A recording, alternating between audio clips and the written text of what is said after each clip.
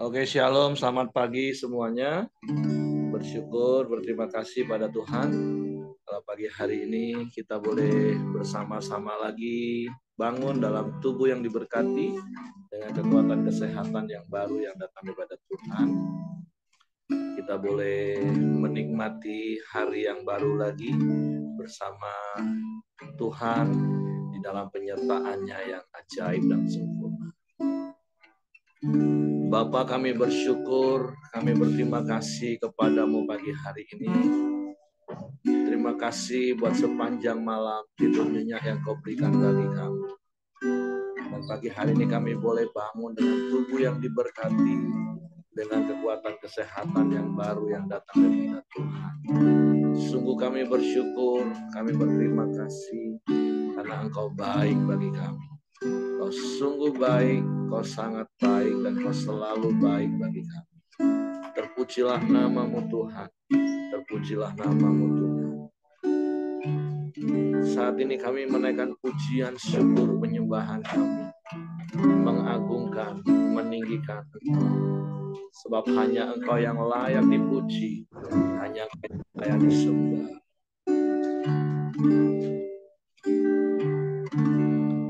Saat ku menyembahmu,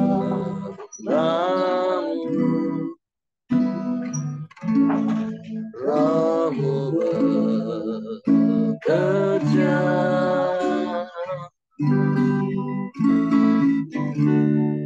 saat ku memujimu, Kau berkata di atas pujian. Saat kami menyembahmu Tuhan, saat ku menyembahmu, Rohmu bekerja,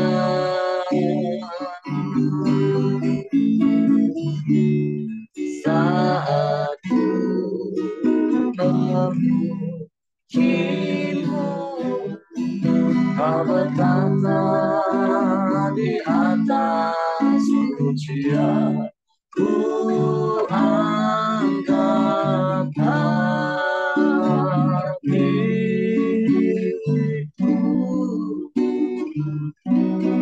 ku pandang kekudusanmu,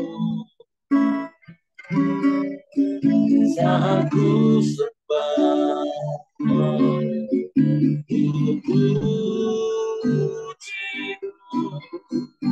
ku rasakan kehadiranmu Tuhan.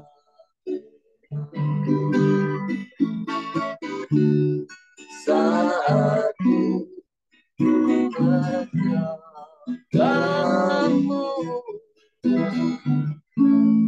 Rohmu bekerja,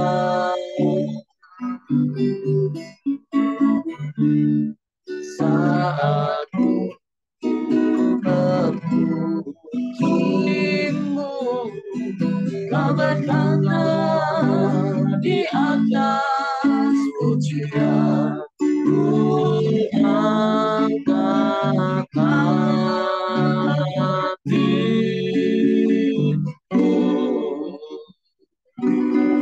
ku pandang kekudusanmu,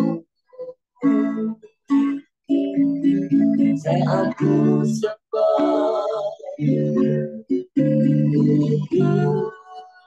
pujimu, ku rasakan kehadiranmu Tuhan. Angkat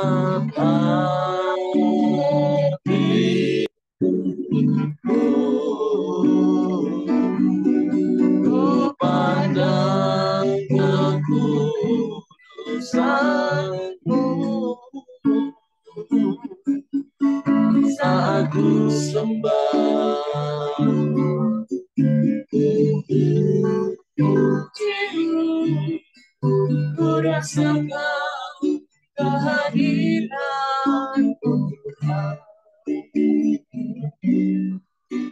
Ku rasakan kehadiran-Mu Tuhan.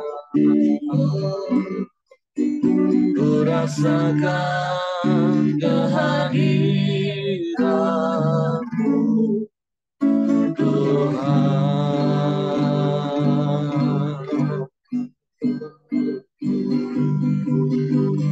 Kami menyembah,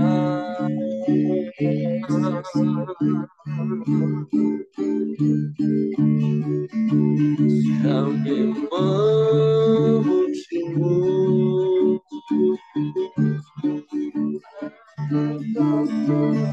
Allah yang hidup, Allah yang berkuasa.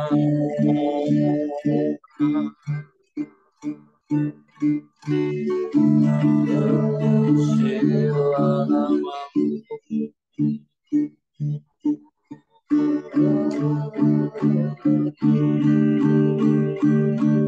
kami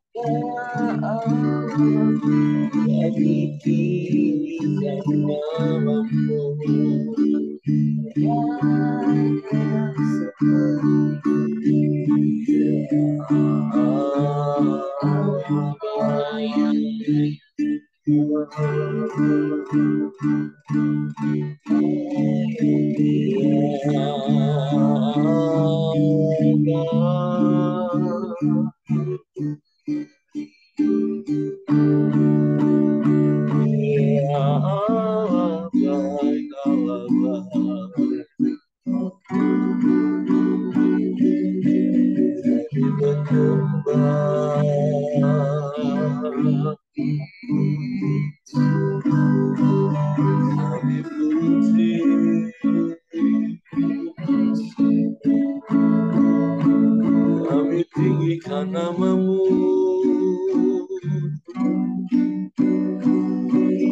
Yesus Tuhan.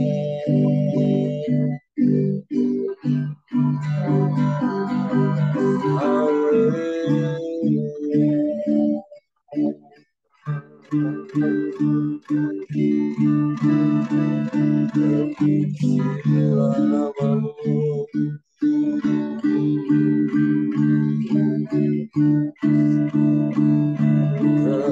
terpujilah nama-Mu.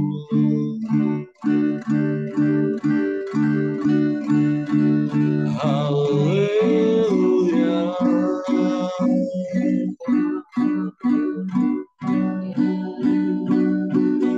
Haleluya.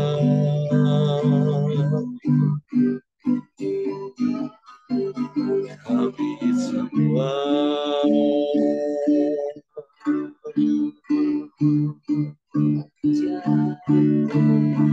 sebab Engkau Allah yang dahsyat, Allah yang hebat, Allah yang luar biasa, Allah yang sanggup melakukan segala perkara.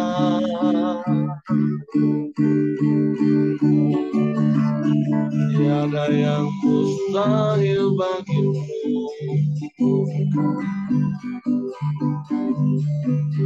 Tiada yang sukar bagimu.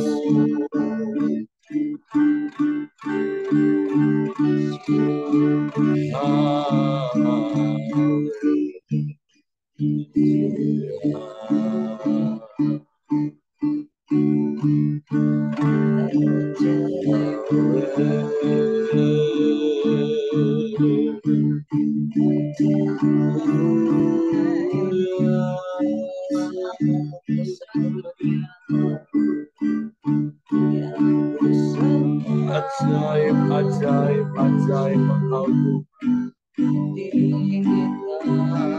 Allah yang dahsyat, Allah yang luar biasa. Tiada yang seperti-Mu.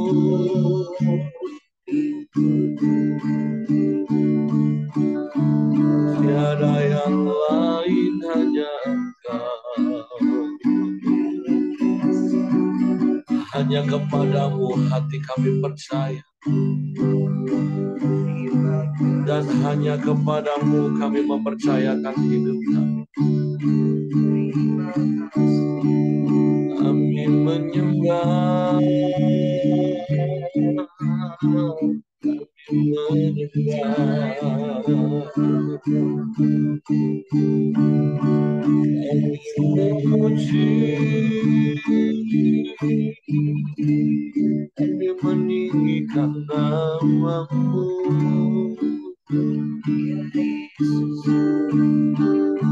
Tiada yang seperti-Mu Tuhan.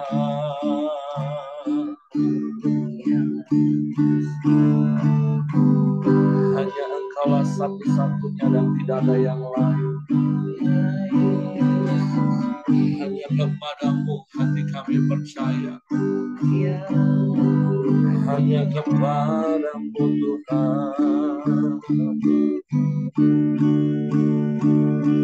Kami memuji-Mu, kami menyembah-Mu, kami meninggikan nama-Mu.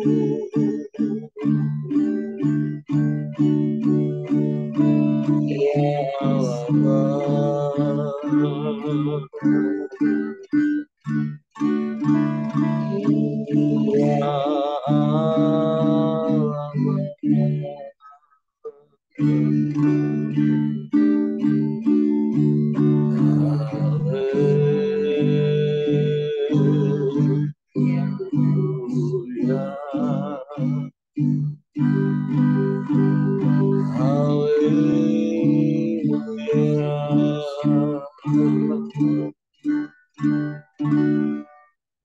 Kami bersyukur kepada-Mu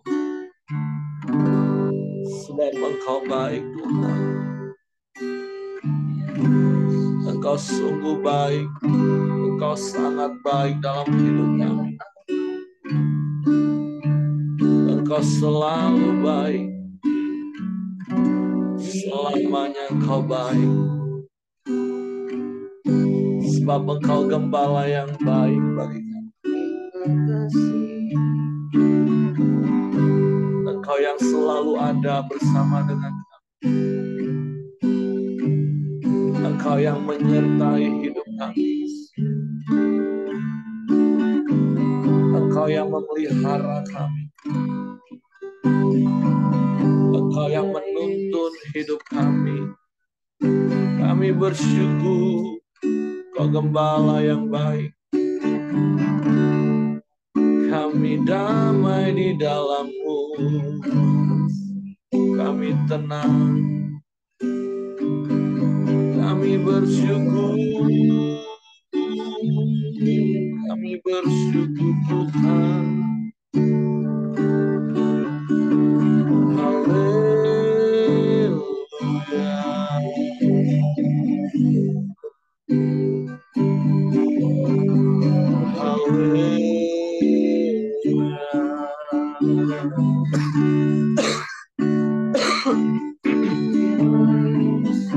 Terpujilah nama-Mu. Terpujilah nama-Mu. Kau gembalaku, ku takkan takut. Kau menuntunku untuk kemuliaan-Mu. Walaupun ku berjalan di lembah gelap, ku takkan takut. Sungguh Kau gembala yang baik bagi kami. Kau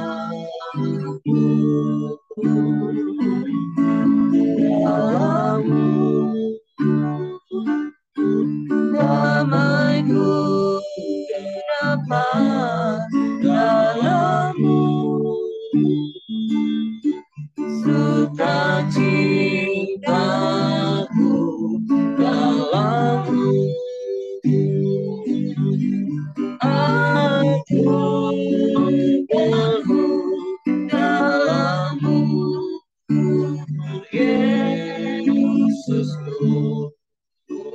Amin. Kau gembalaku, takkan takut. Kau menuntunku untuk kemuliaan-Mu. Walaupun ku berjalan di lembah gelap, ku takkan takut. Sebab Kau sertaku.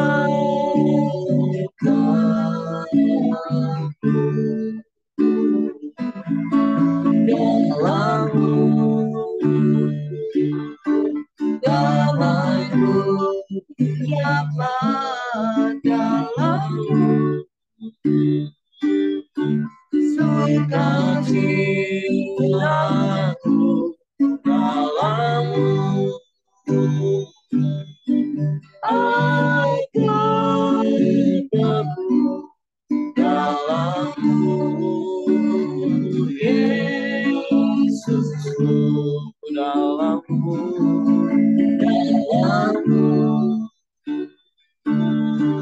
Damai-Ku nyata dalam-Mu, sukacitaku dalam-Mu. Aku penuh dalam-Mu, Yesusku, dalam-Mu, Yesusku. Hanya di dalam-Mu kami damai. Hanya di dalam-Mu kami tenang. Sebab itu kami mau terus menjadi domba gembalaan-Mu yang baik, yang taat kepadamu sebagai gembala yang baik bagi kami. Sehingga kami menikmati damai sejahtera dalam hidup kami. Dan kami menikmati kekuatan, perlindungan, pertolongan, penjagaan yang daripada-Mu. Sehingga hati kami tetap tinggal tenang, Tuhan. Bapak, pagi ini kami bersyukur dan kami mau siapkan hati kami untuk firman-Mu. Roh Kudus, tolong kami untuk mengerti, untuk kami memahami firman. Sehingga kami percaya firman-Mu dan kami melakukannya dalam hidup. Di dalam nama Yesus kami sambut firman-Mu. Haleluya, haleluya. Amin. Oke, shalom, selamat pagi semuanya Bapak Ibu. Bersyukur, berterima kasih pada Tuhan. Pagi hari ini kita boleh bangun dengan tubuh yang diberkati, dengan kekuatan kesehatan yang baru yang datang daripada Tuhan. Hari ini kita masuk di 1 Raja-Raja pasal yang ke-11. Ada beberapa perikop di sini. Dan kita akan baca cukup banyak ayatnya hari ini. Salomo jatuh ke dalam penyembahan berhala di 1 Raja-Raja pasal yang ke-11. Adapun Raja Salomo mencintai banyak perempuan asing, di samping anak Firaun, dia mencintai perempuan-perempuan Moab, Ammon, Edom, Sidon, dan Het. Padahal tentang bangsa-bangsa itu Tuhan telah berfirman kepada orang Israel, janganlah kamu bergaul dengan mereka, dan mereka pun jangan bergaul dengan kamu, sebab sesungguhnya mereka akan mencondongkan hatimu kepada Allah-Allah mereka. Hati Salomo telah terpaut kepada mereka dengan cinta. Ia mempunyai 700 istri dari kaum bangsawan dan 300 gundik. Istri-istrinya itu menarik hatinya daripada Tuhan. Sebab pada waktu Salomo sudah tua, istri-istrinya itu mencondongkan hatinya kepada Allah-Allah lain. Sehingga ia tidak dengan sepenuh hati berpaut kepada Tuhan Allahnya seperti Daud ayahnya.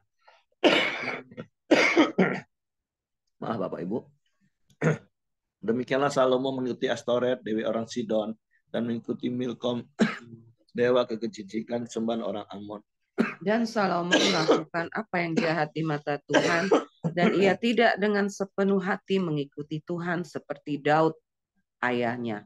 Pada waktu itu Salomo mendirikan bukit pengorbanan bagi Kamos, dewa kejijikan sembahan orang Moab di gunung di sebelah timur Yerusalem, dan bagi Molok, dewa kejijikan sembahan Bani Amon. Demikian juga dilakukannya bagi semua istrinya, orang-orang asing itu yang mempersembahkan korban ukupan dan korban sembelihan kepada allah-allah mereka. Sebab itu Tuhan menunjukkan murkanya kepada Salomo, sebab hatinya telah menyimpang daripada Tuhan, Allah Israel, yang telah 2 kali menampakkan diri kepadanya, dan yang telah memerintahkan kepadanya dalam hal ini, supaya jangan mengikuti allah-allah lain, akan tetapi ia tidak berpegang pada Tuhan, pada yang diperintahkan Tuhan. Lalu berfirmanlah Tuhan kepada Salomo, oleh karena begitu kelakuanmu, yakni engkau tidak berpegang pada perjanjian dan segala ketetapanku yang telah kuperintahkan kepadamu, maka sesungguhnya aku akan mengoyakkan kerajaan itu daripadamu dan akan memberikannya kepada hambamu.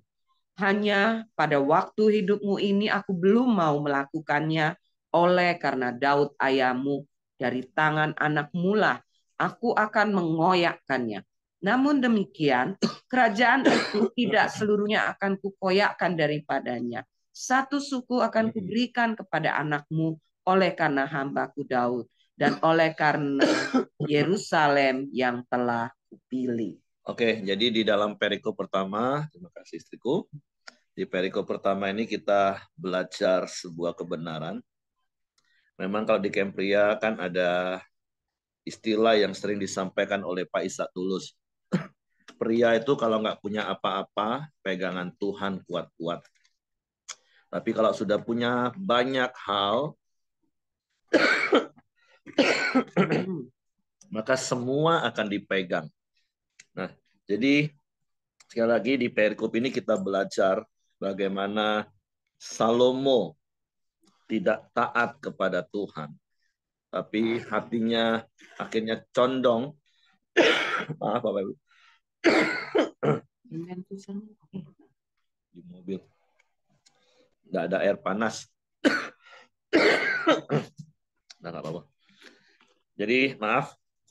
Jadi kita belajar hari ini bagaimana kita itu harus menjadi orang yang setia kepada Tuhan dalam segala keadaan. Karena kita melihat bagaimana Raja Salomo di akhir hidupnya, firman Tuhan dengan jelas hari ini mengingatkan kita, padahal ayat yang kedua jelas, dan tentu firman itu bukan hanya untuk Salomo, karena ayat 2 jelas firman Tuhan berkata, padahal tentang bangsa-bangsa itu Tuhan telah berfirman kepada orang Israel. Jadi perintah Tuhan itu untuk semua. Nah, tinggal pilihan di tangan kita, apakah kita mau taat pada perintah Tuhan, atau kita mau mengikuti keinginan daging kita. Memang hati-hati dengan yang namanya kemapanan. Walaupun tentu secara garis besar ada 4 kelompok manusia di dunia ini Bapak Ibu. Ada orang yang hidupnya ketika dalam kelimpahan berkat secara materi, dia semakin sungguh-sungguh pada Tuhan karena dia menyadari semua itu datang daripada Tuhan. Walaupun itu segelintir orang.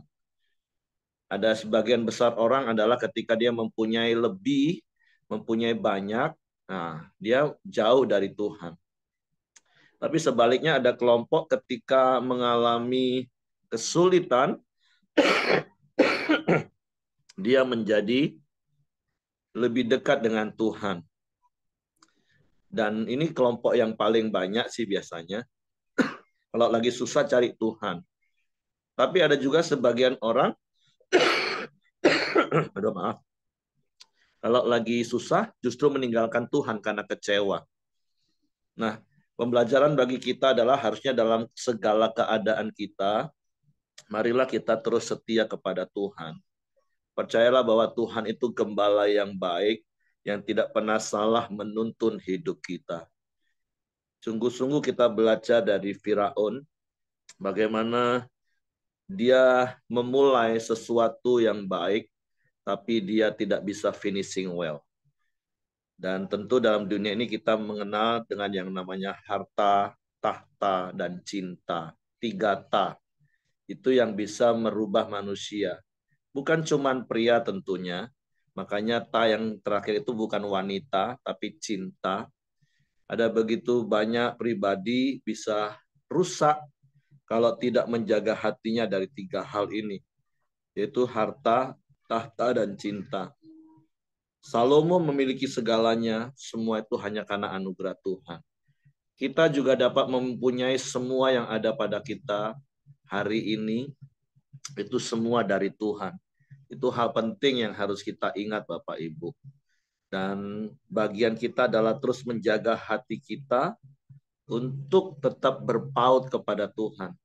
Nah, tapi Salomo akhirnya karena saking banyaknya memang, padahal dari semula Tuhan sudah tetapkan manusia itu laki-laki itu meninggalkan ayah dan ibunya dan bersatu dengan istrinya. Artinya prinsip firman sejak semula pernikahan itu di dalam Alkitab adalah monogami. Tapi Salomo akhirnya kita baca tadi punya 700 istri, 300 gundik.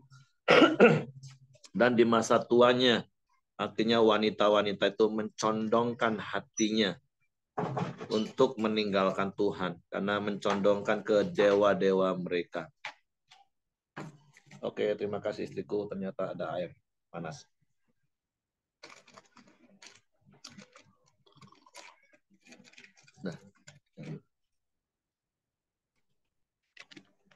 Nah, jadi Bapak Ibu, kita bersyukur, berterima kasih pada Tuhan. Kalau sampai hari ini kita bisa tetap setia kepada Tuhan. Dan doa kita bersama adalah sampai akhir hidup kita setia kepada Tuhan. Jadi betapa pentingnya kita saling mengingatkan, saling menguatkan. Tentu sebenarnya Salomo juga pasti yang namanya raja ada penasehat. Tapi ya terkadang itu tadi, ketika harta, tahta, dan cinta kita miliki dengan berlimpah, terkadang ada begitu banyak orang bisa sulit menjaga hatinya. Tapi mari pagi hari ini sekali lagi, firman Tuhan mengingatkan kita. Susah ngomong. Firman Tuhan mengingatkan kita betapa kita harus menjaga hati kita untuk terus setia kepada Tuhan. Tentu Bapak Ibu, ini hal yang tidak perlu dikupas dan diuraikan lebih dalam, karena ini jelas sekali Bapak Ibu. Dan kalau kita masuk kepada perikop yang kedua, di situ dikatakan bahwa lawan Salomo. Kemudian Tuhan membangkitkan seorang lawan Salomo, yakni Hadad orang Edom. Ia dari keturunan Raja Edom. Sesudah Daud memukul kala orang Edom, maka Panglima Yoab pergi menguburkan orang-orang yang mati terbunuh, lalu menewaskan semua laki-laki di Edom. 6 bulan lamanya Yoab diam di sana dengan seluruh Israel, sampai dilenyapkannya semua laki-laki di Edom. Tetapi Hadad melarikan diri bersama-sama dengan beberapa orang Edom dari pegawai-pegawai ayahnya dan mengungsi ke Mesir. Adapun Hadad itu masih sangat muda. Mereka berangkat dari Midian lalu sampai ke Paran. Mereka membawa beberapa orang dari Paran lalu mereka sampai ke Mesir kepada Firaun raja Mesir. Ia ini memberikan rumah kepada Hadad, menentukan belanjanya dan menyerahkan sebidang tanah kepadanya. Hadad demikian disayangi Firaun sehingga diberikannya kepadanya seorang istri, yakni adik istrinya sendiri, adik permaisuri Tahpenes. Lalu adik Tahpenes itu melahirkan baginya seorang anak laki-laki, Genubat namanya, dan Tahpenes menyapi dia di istana Firaun, sehingga Genubat ada di istana Firaun di tengah-tengah anak-anak Firaun sendiri.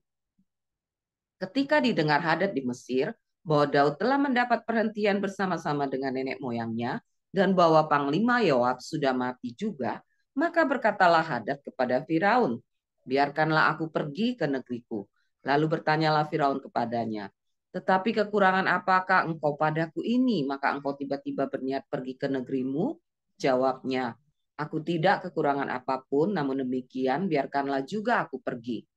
Allah membangkitkan pula seorang lawan Salomo, yakni Rezon bin Eliada yang telah melarikan diri dari tuannya, yakni Hadadezer, Raja Zoba. Ia mengumpulkan orang-orang lalu menjadi kepala gerombolan. Ketika Daud hendak membunuh mereka, maka pergilah mereka ke Damsyik. Mereka diam di sana dan disitulah mereka mengangkat Rezon menjadi raja. Dialah yang menjadi lawan Israel sepanjang umur Salomo. Ia mendatangkan malapetaka sama seperti Hadad. Ia muak akan orang Israel dan menjadi raja atas Aram. Juga Yerobeam bin Nebat, seorang Efraim dari Zereda, seorang pegawai Salomo, nama ibunya Zerua, seorang janda, memberontak terhadap raja.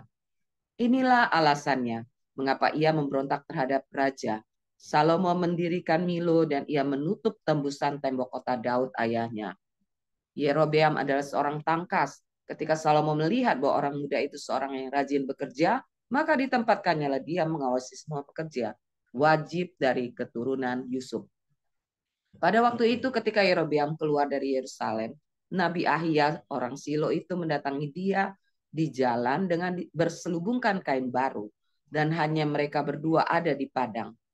Ahia memegang kain baru yang di badannya lalu dikoyakkannya menjadi 12 koyakan, dan ia berkata kepada Yerobeam, ambillah bagimu 10 koyakan, sebab beginilah firman Tuhan Allah Israel, sesungguhnya aku akan mengoyakkan kerajaan itu dari tangan Salomo dan akan memberikan kepadamu 10 suku.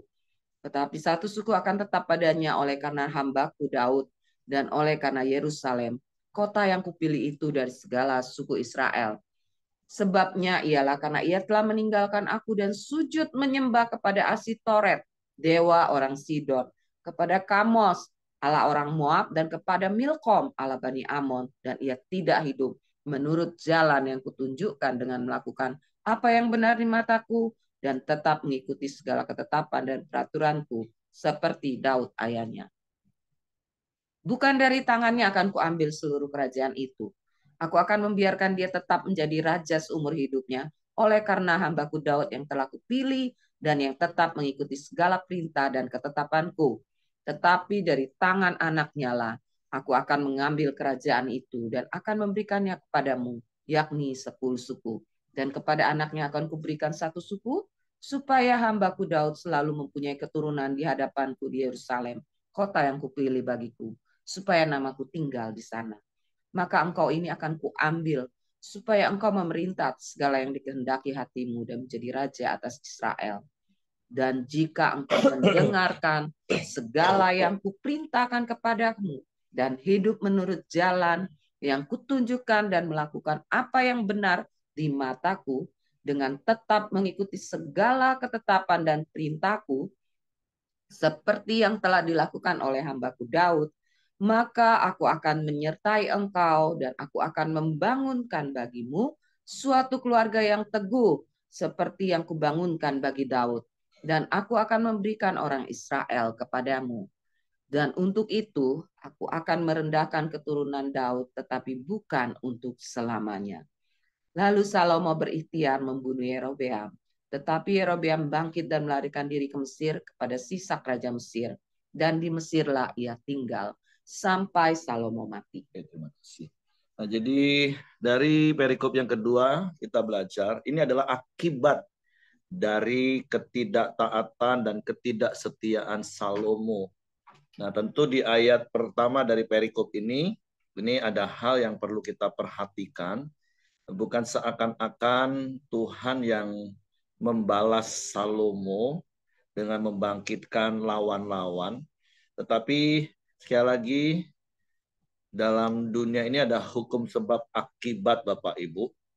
Jadi sebab dari ketidaktaatan dan ketidaksetiaan Raja Salomo lah ya akhirnya muncullah banyak musuh-musuh dalam hidupnya. Padahal kita tahu bagaimana di awal Tuhan berjanji dan ketika Salomo melakukan taat firman Tuhan, Tuhan menggenapi janjinya, Tuhan memberikan keamanan kepada seluruh negerinya. Dan tentunya karena Salomo memerintah dengan bijak, membangun hubungan dengan bijak. Tapi ketika dia tidak lagi taat, setia kepada firman Tuhan, Dia tidak lagi memimpin dengan hikmat Tuhan. Dia, ya bayanginlah Bapak Ibu ya. Kemarin kami sempat waktu seminar di Pasutri di Kirana setelah ibadah Natal. Banyak pria ngurusin satu wanita aja pusing 7 keliling katanya Bapak Ibu. Apalagi kalau ngurusin sampai 1.000 wanita. Apa nggak tambah pusing 7 apalagi Bapak Ibu ya. Sudah akhirnya dalam tanda kutip maksud saya gini, pasti pekerjaan yang terlain itu akan terbengkalai hal-hal yang penting. Makanya di Kempria juga kan sering dikatakan seperti ini. Ini statement umum sih. Di balik kesuksesan seorang pria itu pasti ada seorang wanita. Jadi para pria jangan sombong kalau engkau sukses hari ini. Itu karena ada satu wanita yang setia di belakang, di balik hidupmu, yang terus mendukung engkau dalam doa. Tapi di balik kehancuran seorang pria, itu pasti karena banyak wanita. Udah pasti nggak akan konsen, dan ini sudah realita, ini fakta umum yang nggak bisa disangkal. Banyak pria itu bisa berhasil itu karena ada seorang penolong yang sepadan dengan hidupnya, yang setia dalam segala keadaan, susah maupun senang. Tapi berapa banyak pria-pria yang hancur karena saking banyaknya wanita dalam hidupnya. Jadi bukan Tuhan jahat membalas, tapi ini adalah sebab akibat karena ketidaktaatan dan ketidaksetiaan Salomo. Jadi sekali lagi di perikop pertama tadi kita belajar, mari setiap kita belajar setia sampai akhir untuk terus berpegang teguh pada firman Tuhan. Sekalipun engkau diberi tahta, sekalipun engkau diberi harta, dan engkau punya cinta, dan ingat firman Tuhan katakan cinta itu cuma satu saja kepada satu wanita. Kalau wanita hanya kepada satu pria. Dan yang kedua, dari perikop yang kedua kita tahu bahwa semua tindakan kita, semua perbuatan kita, bahkan ketidaksetiaan dan ketidaktaatan kita itu akan menuai hasil. Walaupun kita baca tadi dari ayat-ayat ini ada hasil yang bisa seketika kita terima, tapi ada juga yang ditunda dalam tanda kutip oleh Tuhan. Itu pun bukan karena Salomo, karena Daud, betapa Tuhan menghargai Daud. Bahkan Tuhan masih mau ada satu suku, yaitu suku Yehuda, yang ada di dalam pemerintahan garis keturunan Daud. Jadi sekali lagi dari perikop yang kedua ini kita belajar, semua tindakan kita itu ada akibatnya. Jangan menyalahkan Tuhan, jangan menyalahkan keadaan, jangan menyalahkan siapapun ketika engkau mengalami situasi buruk, karena semua itu adalah akibat dari apa yang kita buat. Oleh sebab itu teruslah hidup dalam hikmat Tuhan, sehingga kita bisa menata langkah hidup kita, menata waktu kita, menata keseluruhan hidup kita, sehingga akibatnya kita akan menikmati ada hal-hal baik yang terjadi dalam hidup kita.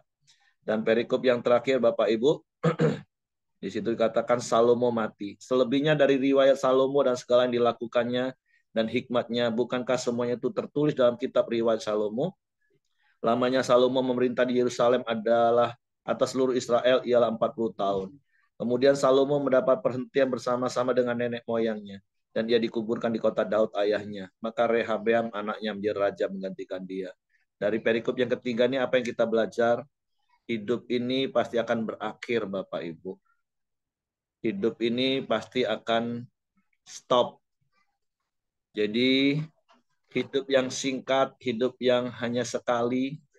Mari sekali lagi kita setia kepada Tuhan, kita taat kepada Tuhan, kita finishing well Bapak Ibu. Karena kita tidak tahu kapanpun kita bisa stop, kita bisa meninggal. Tapi sekali lagi, mari hari-hari ini semakin hari kita semakin merenungkan. Ketika kita nanti dipanggil Tuhan, kira-kira orang akan menilai kita seperti apa? Dan yang lebih penting lagi, ketika kita meninggal nanti, apa penilaian Tuhan dalam hidup kita? Apakah kita dapat penilaian, engkau hambaku yang baik dan setia. Masuk dan turutlah dalam kebahagiaan Tuhanmu. menjadi doa saya bersama Bapak Ibu semua tentunya. Setiap kita finishing well Bapak Ibu. Jadi mari hati-hati dalam hidup ini, menjaga langkah kaki kita. Teruslah hidup dalam takut akan Tuhan. Kan sekali lagi, takut akan Tuhan itu adalah permulaan dari hikmat. Dan ketika kita hidup di dalam hikmat tuntunan Tuhan, kita bisa menjaga langkah kaki kita sesuai dengan firman Tuhan.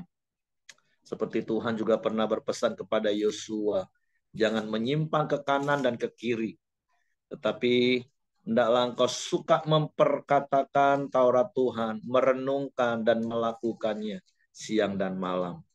Jadi sekali lagi, bersyukur hari ini kita boleh ada karena anugerah Tuhan. Bersyukur sampai hari ini kita masih boleh taat dan setia. Dan saya berdoa kita semakin taat dan setia. Supaya apa? Supaya kita finishing well. Karena tentu setiap kita mau hal-hal baik dalam hidup ini. Maka lakukanlah firman Tuhan. Oke, itu saja yang ingin saya sampaikan pagi hari ini Bapak Ibu. Jadi pesan Tuhan jelas hari ini, hidup ini singkat. Satu saat kelak kita pasti akan meninggal. Tapi biarlah selama kita masih hidup, kita taat dan setia sampai akhir. Seperti Paulus pernah berkata, aku telah mengakhiri pertandingan yang baik dan aku telah memelihara iman. Jadi Salomo menjadi sebuah pembelajaran. Kalau Bapak Ibu pernah baca kitab Pengkhotbah, itu sebuah kitab yang dicatat oleh Salomo, ditulis oleh Salomo di akhir hidupnya. Itu judulnya Pengkhotbah, tapi isinya cuma satu Bapak Ibu, penyesalan. Kesia-siaan di atas kesia-siaan. Salomo sadar di akhir-akhir hidupnya. Dan sekali lagi, berkali-kali saya katakan ketika kita baca firman Tuhan, harusnya itu kan menjadi contoh dan peringatan bagi kita. Ketika kita melihat hal-hal yang baik, ya kita contoh dari firman Tuhan. Tapi ketika ada hal-hal yang tidak baik, itu jadi peringatan bagi kita. Jadi jangan seperti Salomo akhirnya juga menyesal dan kita kemudian menyesal. Karena penyesalan selalu datang terlambat. Jadi mari hari ini dan seumur hidup kita yang masih sisa, yang kita nggak tahu berapa lama lagi, kita mau taat dan setia sampai akhir. Oke, Tuhan memberkati. Silakan Bapak Ibu kalau mungkin ada yang mau menambahkan sesuatu.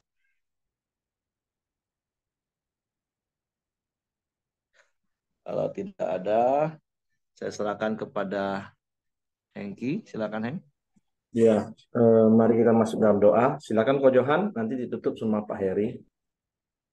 Ya, mari kita berdoa. Bapak, terima kasih atas kebaikan-Mu. Sampai hari ini Tuhan, Engkau membangunkan kami dengan tubuh yang sehat Tuhan, dan nafas yang baik. Itu semua karena anugerah-Mu ya Bapak. Mengucap syukur atas segala yang sudah Kau beri, dan ajar kami Tuhan untuk selalu setia akan Engkau, berpegang pada firman-Mu Tuhan, berpegang pada kebenaran-Mu Tuhan. Pimpin tuntun langkah kami terus Tuhan, sehingga kami berjalan dalam kebenaran-Mu ya Bapa. Berdoa untuk Pak Heri Tuhan, biar Engkau tambah-tambahkan hikmat, akal budi, urapan, kesehatan, dan penyertaan Tuhan terus menyertai Pak Heri ya Bapa dalam setiap langkah hidup dan pelayanannya ya Bapa. Berkati istri dan anaknya ya Bapa, jadikan berkat dimanapun ia berada Tuhan. Terima kasih ya Bapa. Ya, berdoa untuk bangsa dan negara kami juga Indonesia ini Tuhan, biar Indonesia ini semakin hari semakin makmur, semakin hari semakin berkeadilan, semakin hari semakin banyak jiwa-jiwa yang mengenal Engkau dalam Indonesia ini Tuhan. Terima kasih ya Bapak, berkati terus Presiden, Wakil Presiden, dan segenap aparatur negara kami ya Bapak, biarlah roh takut akan Tuhan, Engkau ada di dalam hidup para pemimpin kami, berikan mereka kesatuan hati untuk memajukan bangsa Indonesia ini Tuhan. Terima kasih ya Bapa. Mari kita berdoa Bapa kami. Bapa kami yang di surga, dikuduskanlah namamu, datanglah kerajaan-Mu, jadilah kehendak-Mu di bumi seperti di surga. Berikanlah kami pada hari ini makanan kami yang secukupnya, dan ampunilah kami akan kesalahan kami, seperti kami juga mengampuni orang yang bersalah kepada kami. Dan janganlah membawa kami ke dalam pencobaan, tapi lepaskanlah kami daripada yang jahat. karena Engkaulah yang punya kerajaan dan kuasa dan kemuliaan sampai selama-lamanya.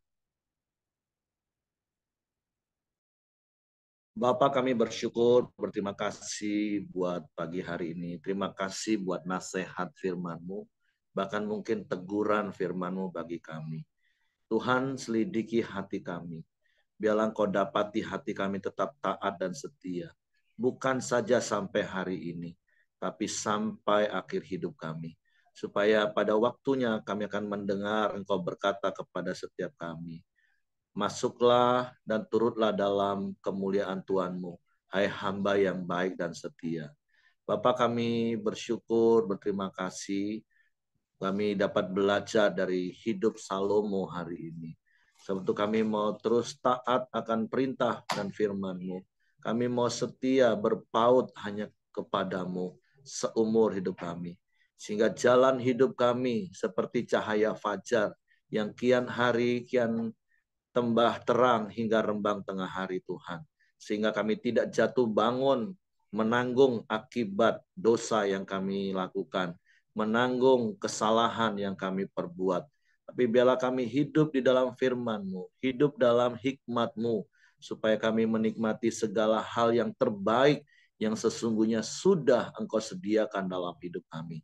Terima kasih Bapa yang baik buat hari baru penuh berkat, penuh kemenangan sukacita yang melimpah yang Kau jadikan bagi kami. Kami serahkan roh, jiwa, tubuh kami ke dalam tangan-Mu. Tutup bungkus kami kuasa darah Yesus. Malaikat maga tempat tinggal kami menyertai keluar masuk kami sepanjang hari ini di dalam seluruh aktivitas kami.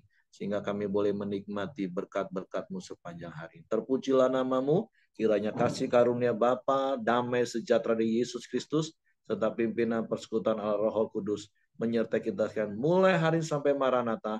Dia Yesus datang kali yang kedua. Di dalam berkat nama Tuhan Yesus Kristus. Haleluya. Amin. Semangat pagi. Selamat beraktivitas. Tuhan memberkati. Halo, pagi Pak Siregar, Bu Merianti sudah sehat? Mantap. Sudah sampai Jakarta kok Cece ya? Sudah. Oh.